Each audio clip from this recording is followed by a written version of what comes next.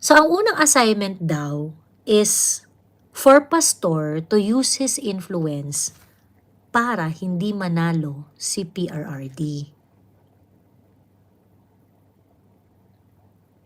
Ayan.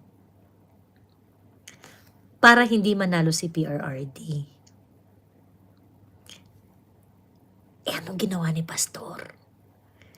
Ikinampanya pa nga, ginastusan pa nga. 'Di ba? Kinampanya na, ginastusan pa. Ayun na. Dinabad trip ang Amerika sa kanya. O kailan yung unang kaso ni pastor sa Jumerica?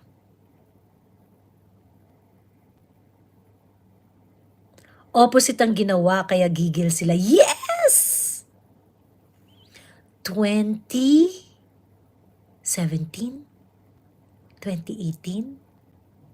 Diba? Di ba si... Diba? Ito talaga si Elsie siya, maaasahan talaga to.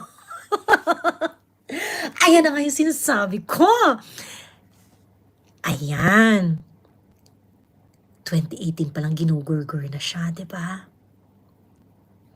Pagkatapos, ano pang ginawa nitong pastor na to na napakatigas ng ulo? Pinalakas pa ang media na hindi pro-America. So, which pakels? Which pakels itong si ano?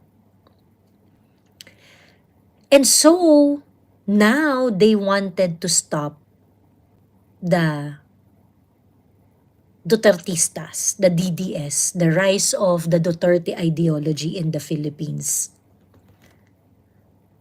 Gusto nilang patigilin.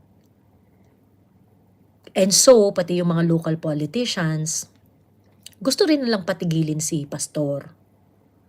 Kasi, pag dito pumapasok yung mga theory ng mga karamihan rin ng mga political observers na nagkakaisa na kaya naman talaga nila gustong patumba dito sa Pilipinas si pastor at ang KOJC dahil gusto nilang iano ang mga Duterte.